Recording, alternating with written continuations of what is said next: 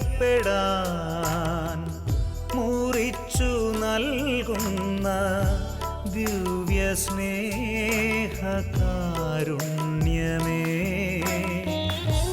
അൾത്താരയിൽ നിന്നും അകതാരിലേക്ക് ഒഴുകും സ്നേഹപ്രവാഹമേ, ഒഴുകും സ്നേഹപ്രവാഹമേ.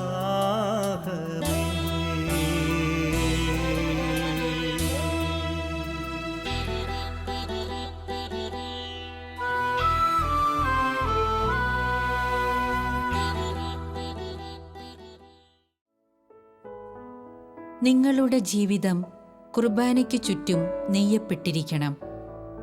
നിങ്ങളുടെ കണ്ണ് കർത്താവിലേക്കു തിരിക്കുക.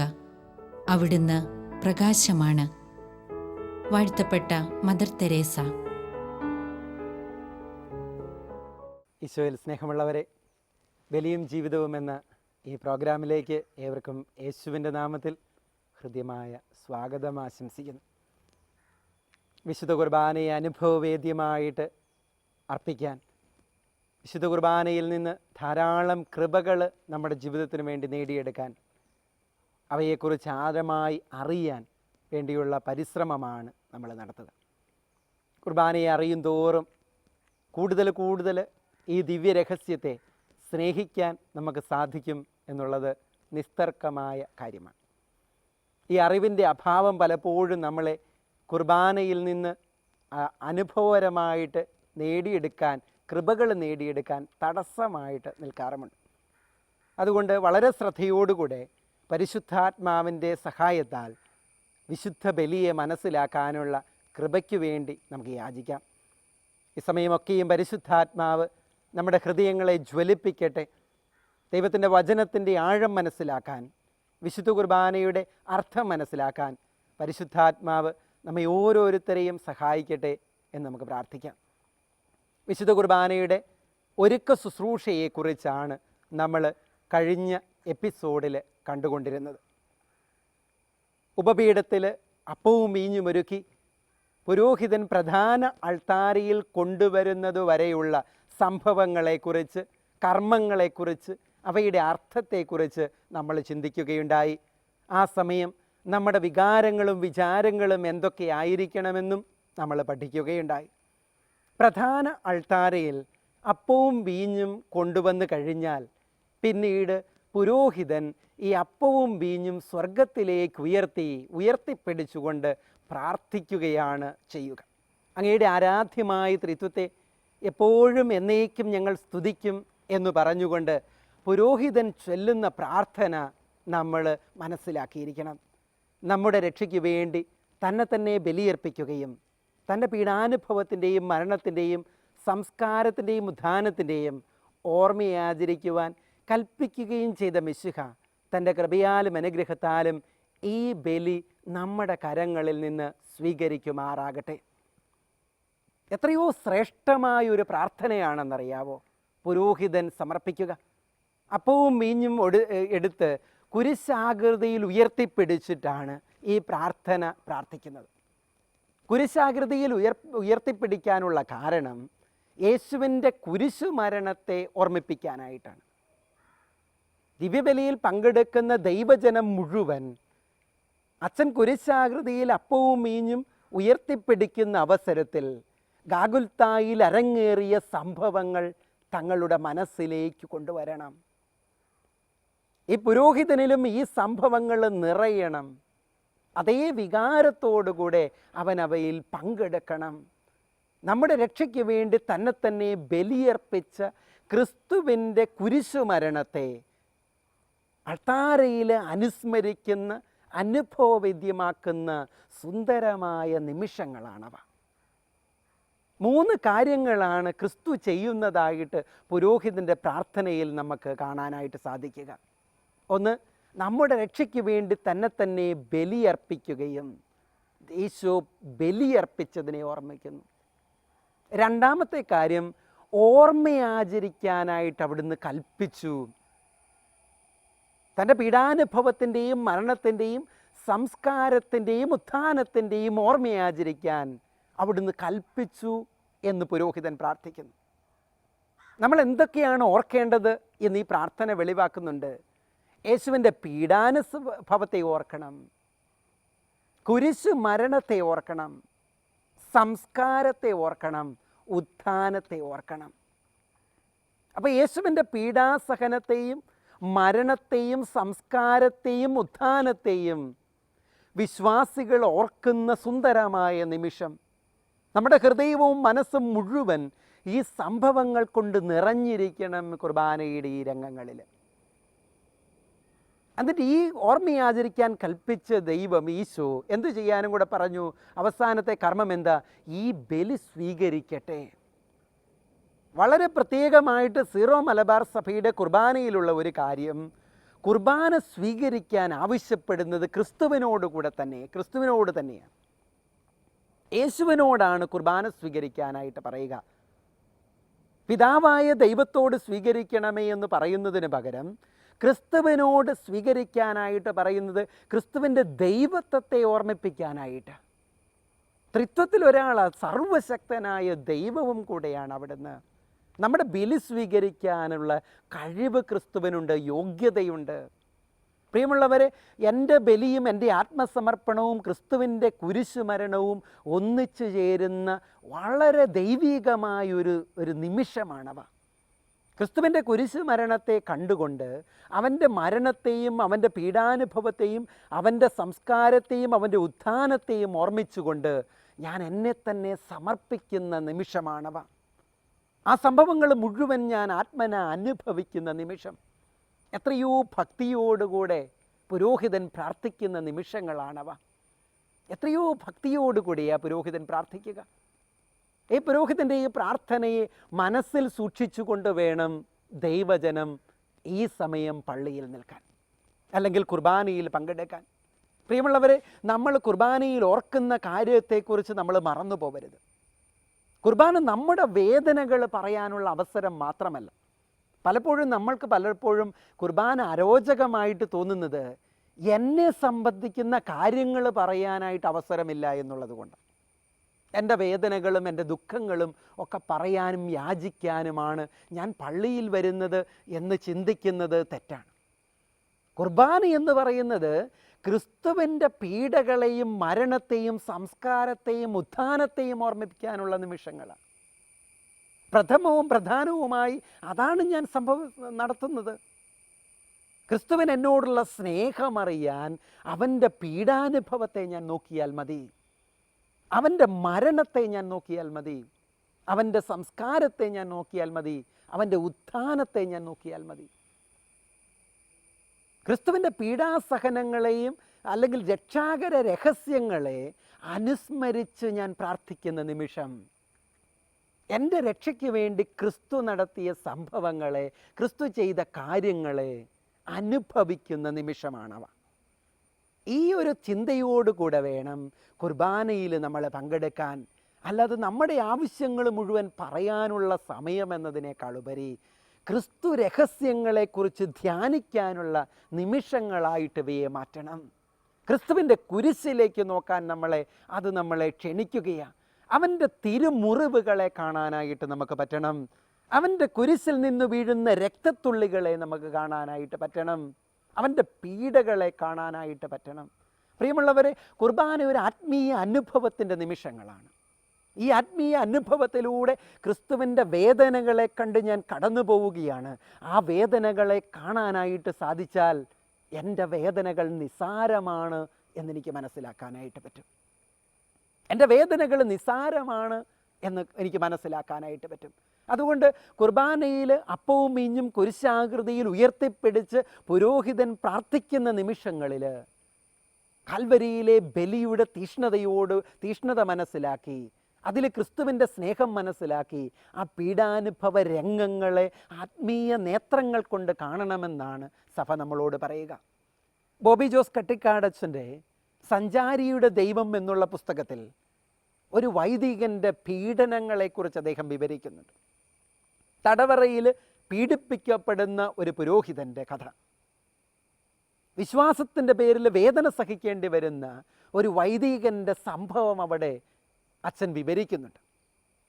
ജയിലിൽ കിടന്നുകൊണ്ട് ഒരു പട്ടിയെപ്പോലെ പെരുമാറാനായിട്ട് ജയിലധികാരികൾ ആവശ്യപ്പെട്ട് പീഡിപ്പിച്ചു കൊണ്ടിരുന്ന രംഗങ്ങളിൽ പട്ടിയെപ്പോലെ ഭക്ഷണം കഴിക്കാൻ, പട്ടിയെപ്പോലെ കുരയ്ക്കാൻ, അങ്ങനെ തന്നെ അപമാനിച്ചു കൊണ്ടിരുന്ന അവസരത്തിൽ ഓരോ ദിവസവും അവസാനം കിടക്കുന്നതിന് മുമ്പ് താൻ അനുഭവിച്ച വേദനകളെക്കുറിച്ചും കഷ്ടപ്പാടുകളെക്കുറിച്ചും അദ്ദേഹം തൻ്റെ ഡയറിയിൽ കുറിച്ചിടുമായിരുന്നു. എല്ലാ ദിവസവും തൻ്റെ വേദനകളും കഷ്ടപ്പാടുകളും കുറിച്ചിട്ടിരുന്ന ഈ പുരോഹിതൻ ഒരു ദിവസം തൻ്റെ ഡയറി എഴുത്ത് നിർത്തി. തൻ്റെ ഡയറി എഴുത്ത് മരണശേഷം അദ്ദേഹം അവസാനം എഴുതിയ ഈ അവസാനത്തെ ദിവസത്തെ കുറിപ്പെന്താണ് എന്ന് വായിച്ചു നോക്കിയപ്പോഴാണ് ഒരു കാര്യം പിടികിട്ടിയത്. അതിനുശേഷം കുറേ കാലവും കൂടെ അദ്ദേഹം ജയിലിൽ കിടന്നു. പക്ഷേ അദ്ദേഹം ഡയറി എഴുതിയില്ല. അവസാന ദിവസം അദ്ദേഹം എഴുതി വെച്ചത് ഇപ്രകാരമാണ്: ഇന്നലെ ഞാനൊരു സ്വപ്നം കണ്ടു.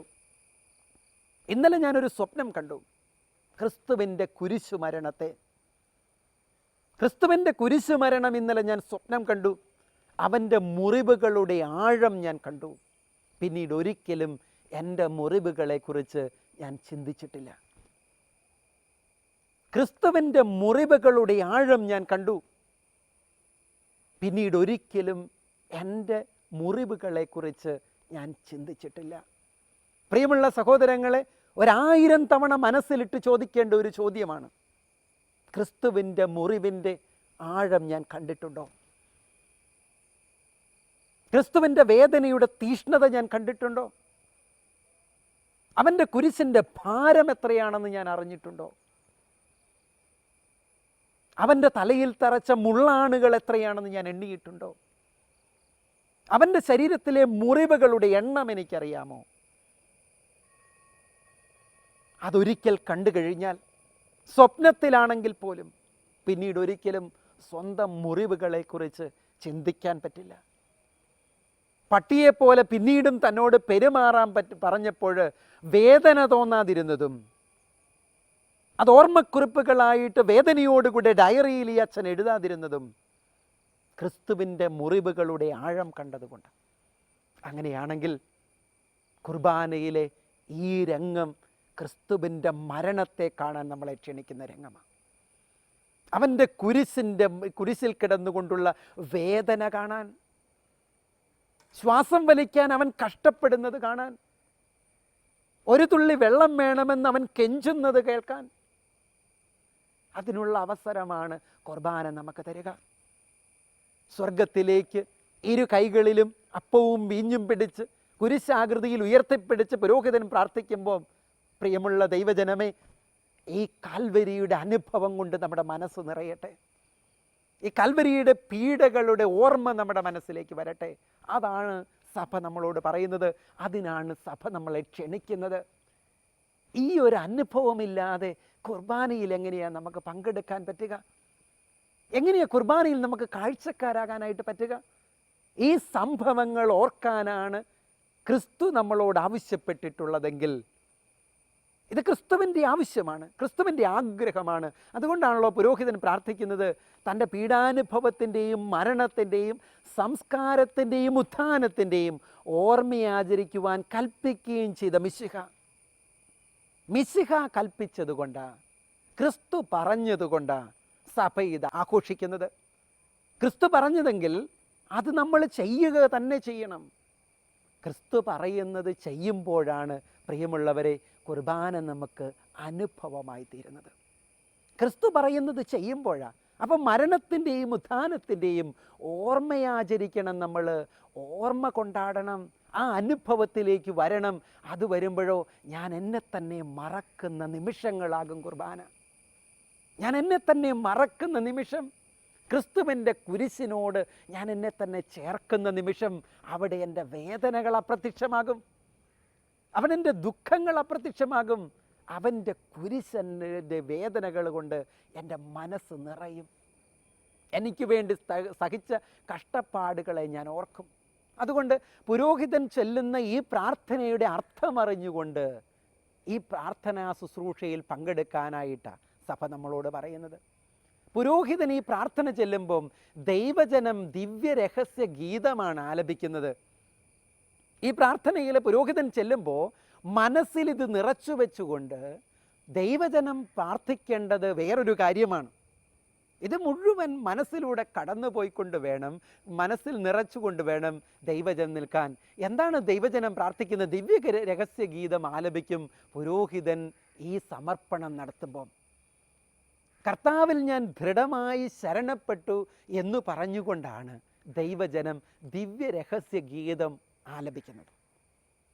ദൈവത്തിൽ പൂർണ്ണമായിട്ട് ശരണപ്പെടണമെന്നുള്ള സങ്കീർത്തകൻ്റെ വാക്കുകൾ ഓർമ്മിച്ചുകൊണ്ട് 25-ാം സങ്കീർത്തനത്തിൽ നമ്മൾ വായിക്കുന്നത് ഇപ്രകാരമാണ്. 2-ാമത്തെ തിരുവചനം, ദൈവമേ അങ്ങയിൽ ഞാൻ ആശ്രയിക്കുന്നു, ദൈവമേ അങ്ങയിൽ ഞാൻ ആശ്രയിക്കുന്നു.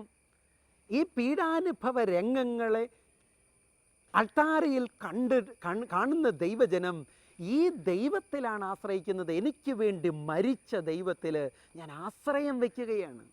കാരണം അവൻ എനിക്ക് വേണ്ടിയാണ് മരിച്ചത്, അവൻ എനിക്ക് വേണ്ടിയാണ് പീഡ സഹിച്ചത്, അവൻ എനിക്ക് വേണ്ടിയാണ് ഉത്ഥാനം ചെയ്തത്. ആ ദൈവത്തിൽ ആശ്രയിക്കുന്നത് സങ്കീർത്തനൻ്റെ മനോഭാവത്തോടുകൂടെ വേണം ഈ സമയം പള്ളിയിൽ നിൽക്കുവാനായിട്ട്. സങ്കീർത്തനൻ്റെ സങ്കീർത്തനങ്ങളിൽ പലയിടത്തും നമ്മൾ കാണുന്ന ഒരു കാര്യമാണ് കർത്താവിൽ ആശ്രയിക്കണമെന്നുള്ളത്. 26-ാം സങ്കീർത്തനം 1-ാമത്തെ തിരുവചനത്തിലും ഇപ്രകാരം നമ്മൾ വായിക്കും, ചാഞ്ചല്യമില്ലാതെ ഞാൻ കർത്താവിൽ ആശ്രയിച്ചു. കർത്താവിൽ ആശ്രയിക്കണമെന്നാണ് സങ്കീർത്തനങ്ങൾ നമ്മളെ ഈ സമയം ഓർമ്മപ്പെടുത്തുന്നത്. വീണ്ടും 31-ാമത്തെ സങ്കീർത്തനത്തിൽ 14-ാമത്തെ തിരുവചനത്തിലും ഇതേ കാര്യം തന്നെ സങ്കീർത്തനങ്ങൾ നമ്മളോട് പറഞ്ഞു തരുന്നത്. ഞാൻ കർത്താവിൽ ആശ്രയിക്കുന്നു, ഞാൻ കർത്താവിൽ ആശ്രയിക്കുന്നു, കർത്താവെ ഞാൻ അങ്ങിൽ ആശ്രയിക്കുന്നു. സങ്കീർത്തകൻ്റെ നിരന്തരമായിട്ടുള്ള പ്രാർത്ഥനയായത്, ദൈവമേ ഞാൻ നിന്നിൽ ആശ്രയിക്കുന്നു. ഇത് തന്നെയാണ് സഭ ഈ സമയത്ത് പറയുക. ക്രിസ്തുവിൻ്റെ മരണത്തെ മനസ്സിൽ കണ്ടുകൊണ്ട് ധ്യാനിച്ചുകൊണ്ട് സഭ പ്രാർത്ഥിക്കുന്നതിന്, കർത്താവിൽ ഞാൻ ദൃഢമായി ശരണപ്പെട്ടു. സർവശക്തനായ ദൈവത്തിൽ അള്ളിപ്പിടിക്കുന്ന ഒരു വിശ്വാസം, സർവശക്തനായ ദൈവത്തിൽ അള്ളിപ്പിടിക്കുന്ന വിശ്വാസം, ഈ വിശ്വാസത്തോടു കൂടെയാണ് ദൈവജനം ഈ സമയം കുർബാനയിൽ പങ്കെടുക്കുക. എന്നിട്ട് എന്താ പ്രാർത്ഥിക്കുന്നത്, പാടുന്നത്? കർത്താവിൻ്റെ തിരുമൈ നിണവുമിതാ. ഈ ബലിപീഠത്തിൽ എന്നിട്ട് എന്ത് ചെയ്യണം? സ്നേഹഭയങ്ങളോട് അണയണം. അഖിലരും ഒന്നായി സന്നിധിയിൽ വാനവ നിരയോട് ചേർന്നേവം പാടാം ദൈവം പരിശുദ്ധൻ. ഞങ്ങൾ സ്നേഹത്തോടും ഭക്തിയോടും കൂടെ പങ്കെടുക്കുകയാണ്. പ്രിയമുള്ളവരെ, കാൽവരിയിലെ മരണം കണ്ടാൽ, ക്രിസ്തുവിൻ്റെ വേദന കണ്ടാൽ സ്നേഹം തോന്നാതിരിക്കാൻ പറ്റുമോ? അവിടുത്തോട് സ്നേഹിക്കാതിരിക്കാൻ പറ്റുമോ? ആ സ്നേഹഭയങ്ങളോടുകൂടിയാണ് അൾത്താരയുടെ മുമ്പിൽ നമ്മൾ നിൽക്കുക. പുരോഹിതൻ്റെ പ്രാർത്ഥന മനസ്സിൽ സൂക്ഷിച്ചുകൊണ്ട് ആ വികാരങ്ങളൊക്കെ ഉൾക്കൊണ്ടുകൊണ്ട് ദൈവത്തെ പരിശുദ്ധനെന്ന് പാടി സ്തുതിക്കുകയാണ് നമ്മൾ അവിടെ ചെയ്യുക. ബോധപൂർവ്വം നമുക്ക് കുർബാനയുടെ ഈ രംഗങ്ങളിൽ പങ്കെടുക്കാം. ക്രിസ്തുവിൻ്റെ മരണത്തെ കാണാൻ മറക്കരുത്, അവൻ്റെ മുറിവുകളുടെ ആഴത്തെ കാണാൻ മറക്കരുത്, അവൻ്റെ സംസ്കാരത്തെ കാണാൻ മറക്കരുത്, അവൻ്റെ ഉത്ഥാനത്തെ അനുഭവിക്കാൻ മറക്കരുത്. ഈ സംസ്കാരത്തെ ഓർമ്മിപ്പിക്കാൻ വേണ്ടിയിട്ടാണ് പുരോഹിതൻ ഈ തിരുവസ്തുക്കൾ, ഉയർത്തിയ തിരുവസ്തുക്കൾ ബലിപീഠത്തിൽ വെച്ചിട്ട് ശോശപ്പ കൊണ്ട് അത് മൂടിവെക്കും. ക്രിസ്തുവിൻ്റെ മരണ സംസ്കാരത്തെ ഓർമ്മിപ്പിക്കാൻ, ക്രിസ്തുവിൻ്റെ സംസ്കാരത്തെ ഓർമ്മിപ്പിക്കാനാണ്. നോക്കി, അപ്പം ക്രിസ്തുവിൻ്റെ പീഡാസഹനങ്ങളെ, ക്രിസ്തുവിൻ്റെ മരണത്തെ, ക്രിസ്തുവിൻ്റെ സംസ്കാരത്തെ, ക്രിസ്തുവിൻ്റെ ഉത്ഥാനത്തെ നമ്മൾ ഈ സമയം അനുഭവിക്കുകയാണ്, ആഘോഷിക്കുകയാണ്. ഈ ചിന്തയോടുകൂടെ കുർബാനയുടെ ഈ രംഗങ്ങളെ നമുക്ക് മനസ്സിലാക്കാനായിട്ട് ശ്രമിക്കാം. ഇനിയുള്ള ദിവസങ്ങളിൽ കുർബാനയർപ്പിക്കുവാനായിട്ട് വരുമ്പോൾ, കുർബാനയിൽ പങ്കെടുക്കാനായിട്ട് വരുമ്പോൾ, വൈദികൻ ചെല്ലുന്ന ഈ പ്രാർത്ഥനയുടെ അർത്ഥം മനസ്സിൽ സൂക്ഷിച്ച് അവൻ കുരിശാകൃതിയിൽ കൈകൾ ഉയർത്തിപ്പിടിക്കുമ്പോൾ, അപ്പവും വീഞ്ഞും ഉയർത്തിപ്പിടിക്കുമ്പോൾ ക്രിസ്തുവിൻ്റെ പീഡാസഹനത്തെയും മരണത്തെയും ആത്മീയ നേത്രങ്ങൾ കൊണ്ട് കാണുവാനായിട്ട് നമുക്ക് പരിശ്രമിക്കാം. അതിനുള്ള കൃപ പരിശുദ്ധാത്മാവ് നമുക്ക് തരട്ടെ. ദൈവം നമ്മെ അനുഗ്രഹിക്കട്ടെ. എനിക്കു നൽകപ്പെട്ട വരദാനങ്ങളിൽ ഏറ്റവും ശ്രേഷ്ഠം ദിവ്യബലി അർപ്പണമാണ്. ദൈവം തൻ്റെ സ്നേഹാതിരേകത്താലാണ് ഈ രഹസ്യം സ്ഥാപിച്ചത്. അതുകൂടാതെ ഈ ലോകത്തിൽ രക്ഷയുണ്ടാകുമായിരുന്നില്ല. വിശുദ്ധ ഉഡോൺ. പരിശുദ്ധ പരമ ദിവ്യ കാരുണ്യത്തിന് എന്നേരവും ആരാധനയും സ്തുതിയും പുകഴ്ചയും ഉണ്ടായിരിക്കട്ടെ. പരിശുദ്ധ പരമ ദിവ്യ കാരുണ്യത്തിന് എന്നേരവും ആരാധനയും സ്തുതിയും പുകഴ്ചയും ഉണ്ടായിരിക്കട്ടെ. നിത്യം സ്തുതിക്ക് യോഗ്യമായ പരിശുദ്ധ പരമ ദിവ്യ കാരുണ്യത്തിന് എന്നേരവും ആരാധനയും സ്തുതിയും പുകഴ്ചയും ഉണ്ടായിരിക്കട്ടെ.